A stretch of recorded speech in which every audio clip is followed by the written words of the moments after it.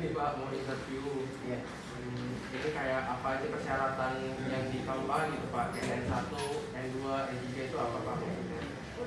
Yang jelas ketika calon pengantin mendaftarkan nikahnya di KUA, maka dia harus memenuhi beberapa persyaratan. Nah, di antaranya kedua calon pengantin itu yang pertama sekali dia mengambil surat pengantar nikah di kelurahan, itu namanya N1. Nah, N1 surat pengantar perkawinan dari kelurahan.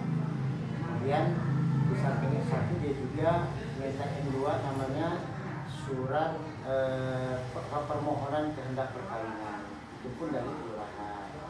Kemudian kalau selanjutnya N4 itu surat persetujuan mempelai. Kemudian ada juga model N5 jikalau pengantin itu umurnya kurang dari 21 tahun, itu ada N5 juga. Nah, itu yang N1, N2 dan N3 itu adanya di kelurahan. Masing-masing calon pengantin mengambil di kelurahan, dan setelah itu didapat, maka yang bersangkutan mendaftarkan pernikahannya di KUA, kan gitu. Dan beberapa persyaratan lain diantaranya kalau si calon pengantin ini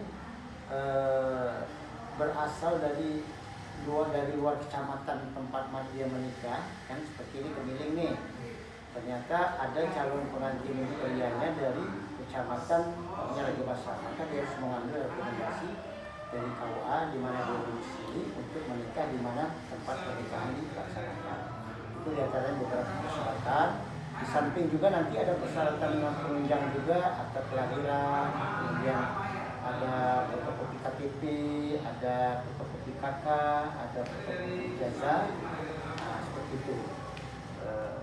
Selanjutnya ketika sudah lengkap, maka yang bersangkutan kita jadwalkan juga kapan waktu pernikahannya. Nanti setelah itu baru yang bersangkutan jika sudah lengkap kita arahkan untuk segera membayar biaya pernikahan jika di luar kantor. Ya. Terus kalau misalkan kita udah menikah nih Pak, udah dekat hari H, apakah N1, N2, N5 itu diperiksa kembali? Nah, jadi sebetulnya ketika mereka mendaftar itu kita sudah periksa. Ya, kita ada istilahnya lembar checklist. Jadi apa saja yang sudah dilengkapi oleh calon pengantin itu kita checklist. Nah, pokoknya KTP sudah ada, N1 sudah ada, N2 sudah ada, N4 sudah ada, kan gitu ya.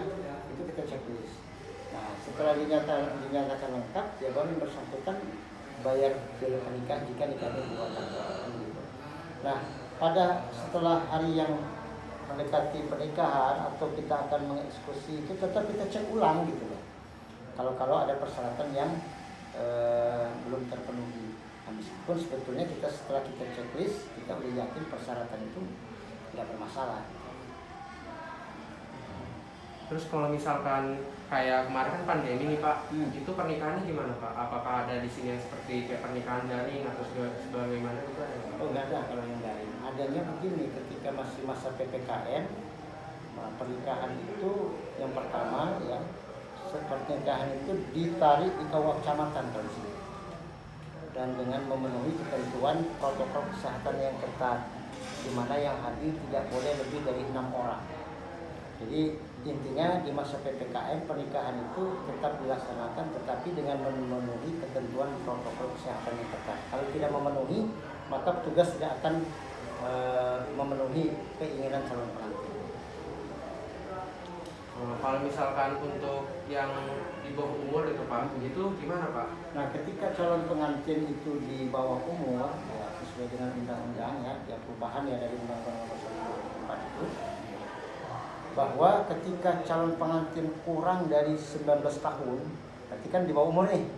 Karena dibenarkan oleh undang-undang pernikahan itu boleh jikalau calon pengantin laki-laki maupun calon pengantin perempuan itu umurnya sudah memenuhi umur 19 tahun.